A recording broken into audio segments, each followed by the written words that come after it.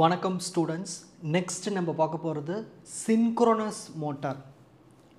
இங்கே பாருங்கள், synchronous motor இப்படி தான் இருக்கும். இந்த பேர்லேயே பாருங்கள் சின்க்ரோனஸ்னு இருக்குது. அப்படின்னு என்னதுன்னா ஒரு கான்ஸ்டன்ட் ஸ்பீடில் சுற்றுறதுக்கு தான் இதை வடிவமைச்சிருக்காங்க சின்க்ரோனஸ் மோட்டார்.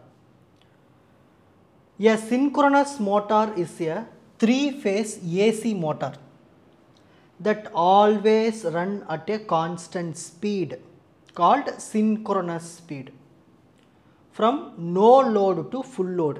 நீங்கள் ஜீரோ லோடு கொடுக்கலாம், இல்லை லோடு அதிகப்படுத்தி கொடுக்கலாம், இல்லை லோட் வேரியேஷன்ஸ் கொடுக்கலாம், வேரி பண்ணி கூட கொடுக்கலாம்.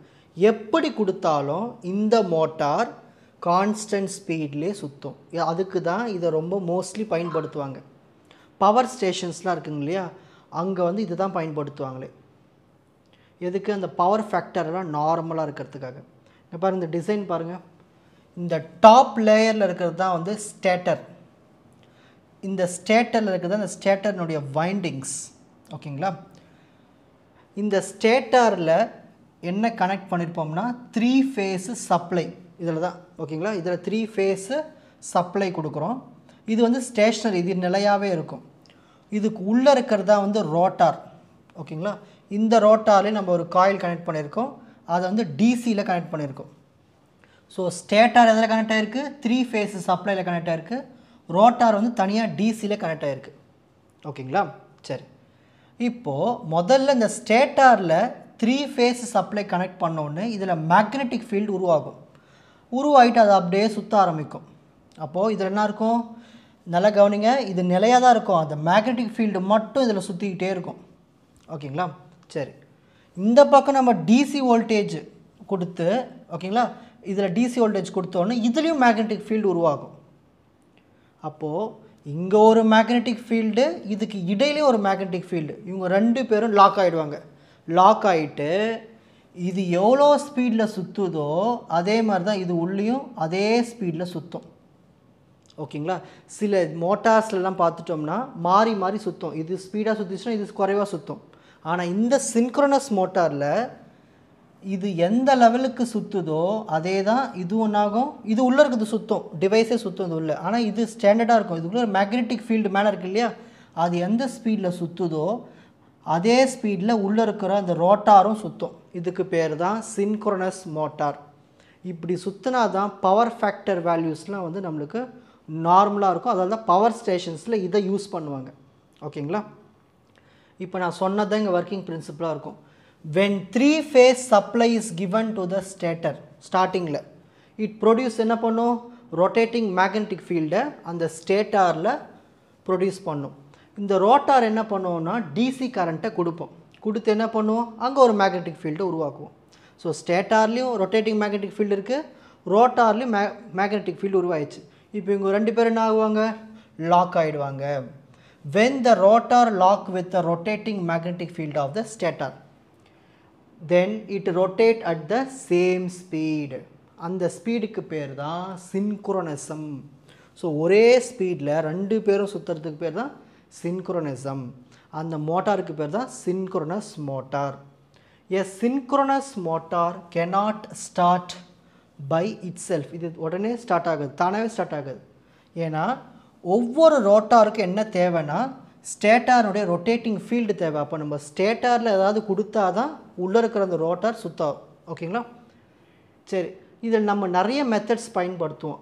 ஸ்டார்டிங் மெத்தட் ஸ்டார்ட் பண்ணுறதுக்கு முதல்ல டிசி மோட்டார் வச்சு ஸ்டார்ட் பண்ணுவோம். இந்த டிசி மோட்டார் எடுத்துகிட்டு போய் நம்ம என்ன பண்ணோம்னா ஷாஃப்ட்டு கூட கனெக்ட் பண்ணிவிடுவோம். உள்ள சிலிண்டர் மாதிரி இருக்கும். அதை கனெக்ட் பண்ணிட்டோம்னா என்ன பண்ணோம்னா அந்த ரோட்டாரை அது ரொட்டேட் பண்ண வச்சிரும். எந்த ஸ்பீடில்? ஒரே ஸ்பீடில், சின்க்ரோனஸ் ஸ்பீடில். Then the motor lock with the stator field and continue to run. So stator கூட கனெக்ட் ஆகிடும். இந்த ரோட்டார் அப்படியே நார்மலாக சுற்றிக்கிட்டே இருக்கும். ஸோ டிசி மோட்டாரை வச்சு நம்ம ஸ்டார்ட் பண்ணலாம். அப்படி இல்லையா, யூஸிங் போனி மோட்டார் அப்படின்னா ஸ்மால் ஏசி மோட்டார். இங்கே பாருங்கள், ஒரு போனி மோட்டார் எடுத்துக்கிறோம். அதை டிசி சப்ளையில் கனெக்ட் பண்ணி மெக்கானிக்கல் கப்ளிங் மூலிமா உள்ளே இருக்கிற அந்த ரோட்டார் கூட கனெக்ட் பண்ணிடுறோம். இது என்ன பண்ணுன்னா இதை சுற்ற வைக்கும்.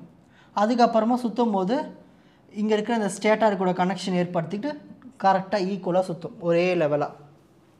So a small motor help rotate the rotor. ஓகேங்களா? உள்ளே இருக்க ரோட்டார் இருக்குல்ல, அதை ரொட்டேட் பண்ணுறதுக்கு ஹெல்ப் பண்ணுறது small motor. Once speed is matched with the stator field, DC excitation is given and the motor runs as a synchronous. So இங்கே முதல்ல நம்ம சுத்த வெட்டுருவோம், அப்புறமா இதுக்கும் லாக் ஆகிடும் ஒரே ஸ்பீடில். அப்போது நார்மலாக சுற்ற ஆரம்பிக்கும் அவங்க ரெண்டு பேரும் ஒன்றா. Tamper winding squirrel cage. இப்போது இப்படி பயன்படுத்தி நம்ம என்ன பண்ணலாம்னா ஸ்டார்டிங் மெத்தட் பண்ணலாம். இங்கே பாருங்கள், உள்ளே இருக்கிறது நார்மல் வைண்டிங்ஸ் ரோட்டாருக்கு. இதுவே டேம்பர் வைண்டிங்னா நம்மளுக்கு உள்ள கேப்பாக இருக்கும். ஓகேங்களா, அதுதான் டேம்பர் வைண்டிங் சொல்லுவோம். இதையும் எடுத்துகிட்டு போய் சப்ளையில் கொடுத்தோடனே நம்மளுக்கு ரொட்டேட்டர் வந்து சின்க்ரோனஸ் ஸ்பீடில் சுற்ற ஆரம்பிக்கும். Rotor as special winding like in induction மோட்டாரில் இருக்கும். Initially motor run like induction motor. முதல்ல ஸ்டார்டிங்கில் இண்டக்ஷன் மோட்டார் மாதிரி ஒர்க் ஆகும்.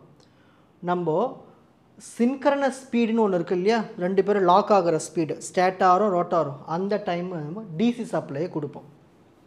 அப்போ நம்ம அதுக்கு இந்த மாதிரி வைண்டிங்ஸை வச்சோம்னா கொஞ்சம் ஈஸியாக இருக்கும் ஸ்டார்ட் பண்ணுறதுக்கு. Next slip ring induction motor method. இது வந்து ஒரு ஸ்பெஷல் மெத்தடு. இது நம்ம என்ன பண்ணோம்னா எக்ஸ்டர்னலாக சில ரெசிஸ்டன்ஸை கனெக்ட் பண்ணிட்டுருவோம், RBYன்னு. ஓகேங்களா, ரெட்டு ப்ளூ எல்லோன்னு இதுமாரி சில ரெசிஸ்டர் ஸ்லிப் ரிங்ஸில் இருக்கும். அதை கனெக்ட் பண்ணி விட்டோம்னா அது என்ன பண்ணும்னா மோட்டாரை சின்க்ரனஸ் ஸ்பீட்லேயே வச்சுக்கும். ஓகேங்களா, ஒரே நார்மல் ஸ்பீட்லேயே, அதாவது ஸ்டேட்டாரும் ரோட்டாரும் ஒரே ஸ்பீடில் வைக்கிற மாதிரி இது பார்த்துக்கும். அப்போ இது கண்ட்ரோல் பண்ணுறது யார்? இந்த எக்ஸ்டர்னல் ரெசிஸ்டன்ஸ் தான் கண்ட்ரோல் பண்ணும். ஸோ இப்படி நம்ம பயன்படுத்திக்கலாம், ஸ்லிப்ரிங் இண்டக்ஷன் மோட்டார் மெத்தடும் பயன்படுத்திக்கலாம். சரி, இதோட ஃபைனலாக அட்வான்டேஜஸ்க்கு வருவோம். முக்கியமாக நம்ம எதுக்கு இதை பயன்படுத்துகிறோம்? Speed is constant regardless of load. அப்படின்னது நீங்கள் லோடு கொடுக்கலனாலும் சரி, இல்லை லோடு அதிகமாக கொடுத்தாலும் சரி, ஸ்பீடு நிலையாக இருக்கும். அதேமாதிரி நம்ம ரொம்ப அதிகமான எஃபிஷியன்சி கூட. அதால் தான் பவர் ஃபேக்டர் மெயின்டைன் பண்ணதை பவர் ஸ்டேஷன்ஸ்லாம் பயன்படுத்துகிறோம். என்ன ஒரு டிஸ்அட்வான்டேஜ்னால் இது தானாகவே ஸ்டார்ட் ஆகாது. அதுக்கு தான் நிறைய ஸ்டார்டிங் மெத்தட்ஸ்லாம் பார்த்தோம், 4 மெத்தட். ஸோ அது மூலிமா தான் நம்ம ஏதாவது ஒரு மெத்தடை பயன்படுத்தி ஸ்டார்ட் பண்ணுவோம். Need external DC supply. இதுக்கு டிசி சப்ளை கொடுத்தா தான் ஸ்டேட்டாரில் மேக்னெட்டிக் ஃபீல்டு உருவாகி அப்புறமா உள்ள அந்த ரோட்டாருக்கு டிசி சப்ளை கொடுக்கணும். அப்போ தான் நாங்கள் ரொட்டேட் ஆகும். ஓகேங்களா, சரி. இப்போது ஸ்க்ரீன்ஷாட் டைம்.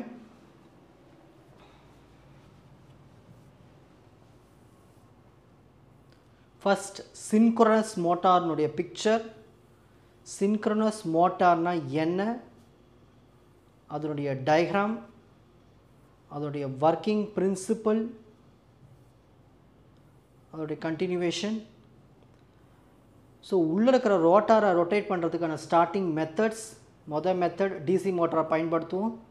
அப்படி இல்லையா போனி மோட்டாரை பயன்படுத்திக்கலாம். அப்படியும் இல்லையா டேம்பர் வைண்டிங் மூலிமா பண்ணிக்கலாம். அப்படி இல்லையா ஸ்லிப்ரிங் இண்டக்ஷன் மோட்டார் மெத்தட் மூலிமா பயன்படுத்திக்கலாம். ஃபைனலாக சின்க்ரோனஸ் மோட்டாருடைய அட்வான்டேஜஸ், டிஸ்அட்வான்டேஜஸ். உங்களுக்கு இந்த கண்டென்ட் ஈஸியாக புரிஞ்சிருக்கும்னு நினைக்கிறேன். வாட்ச் அதர் எபிசோட்ஸ் இன் த appropriate playlist. Four G silver academy, strength, success, clarity. வணக்கம்.